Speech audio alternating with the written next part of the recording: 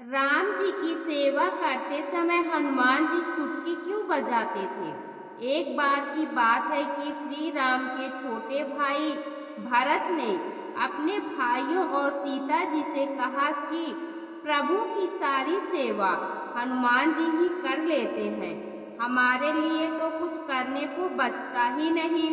व्यापक विमर्श के बाद यह तय किया गया कि प्रभु सेवा की एक तालिका बनाई जाए, जिसमें तीनों भाइयों और सीता जी द्वारा कब कौन सी सेवा की जाए यह निर्धारित हो।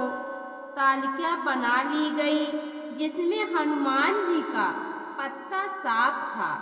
सीता जी ने इस तालिका पर श्री राम का अनुमोदन ले लिया और श्री राम ने कौतुक से ही इस पर अपनी सहमति दे दी। हनुमान जी ने सेवा तालिका देखी तो बोले कि इसमें मेरा तो नाम ही नहीं है। उनसे कहा गया कि तालिका में वर्णित सेवाओं के अलावा आप चाहें तो कोई और सेवा ले सकते हैं। हनुमान जी ने कहा कि प्रभु को जम्हाई आने पर चुटकी बजाने का काम तो तालिका में है ही नहीं, लिहाजा हनुमान जी को यह काम दे दिया गया। हनुमान जी तत्काल चुटकी तान कर भगवान के समक्ष वीरासन पर बैठ गए। न जाने कब उन्हें जम्हाई आ जाए और चुटकी बजानी पड़ जाए।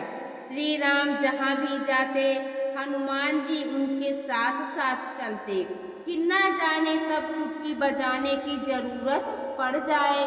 सिर्फ रात्रि में शयन के समय वह श्री राम के पास से हटते थे। इसी दौरान भी वह शयन कक्ष के पास एक ऊंचे छज्जे पर बैठकर प्रभु का नाम लेते हुए चुटकी बजाने लगे। उनकी चुटकी बजती ही रही। श्री राम जी भी लीला करने में कहाँ पीछे थे। श्री राम को जम्हाई आने लगी।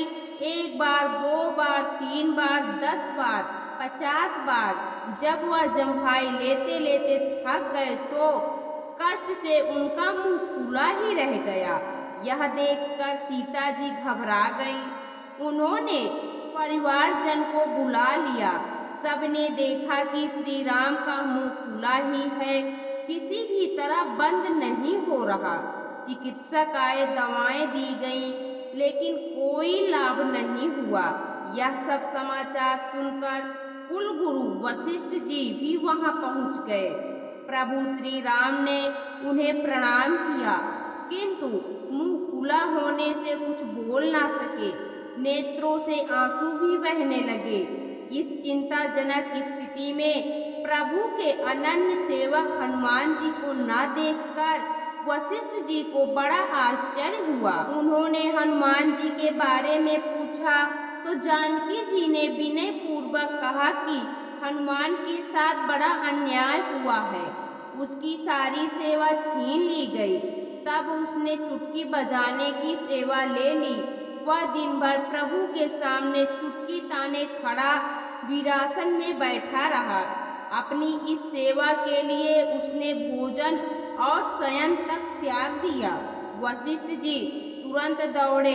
उन्होंने देखा कि प्रभु के शयनागार के सामने ऊंचे छज्जे पर हनुमान जी ध्यान में मग्न उनका नाम कीर्तन कर रहे हैं और उनके दाहिने हाथ से निरंतर चुटकी बजती ही जा रही है।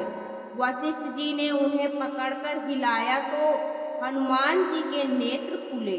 अपने सम्मुख वशिष्ठ जी को देखकर वह प्रणाम किया और उनके पीछे चल पड़े। हनुमान जी ने प्रभु का खुला मुख और उनके नेत्रों से बहते आंसू देखे तो वह अत्यंत व्याकुल हो गए। बजरंगबली के नेत्र भी भर आए। चिंता के कारण उनकी चुटकी बंद हो गई और चुटकी बंद होते ही प्रभु का मुंह भी बंद हो गया। प्रभु के प्रति हनुमान का इतना अनुराग और समर्पण देखकर सीता जी ने कहा कि हनुमान, प्रभु की सारी सेवा तुम ही किया करो, कोई भी इसमें हस्तक्षेप हस्तक्षेप नहीं करेगा। भगवान भी सभी लोगों को यह सबक देना चाहते थे कि किसी से ईर्ष्या नहीं करनी चाहिए।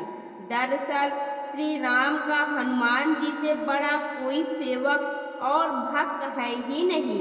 वह दोनों एक तरह से दो तन एक प्राण ही है। दोस्तों, आपको यह पौराणिक कथा कैसी लगी? कमेंट बॉक्स में ज़रूर बताएं। वीडियो को लाइक करें, शेयर करें और हमारे चैनल को सब्सक्राइब करना ना भूलें। वीडियो देखने के लिए आपका बहुत बहुत धन्यवाद।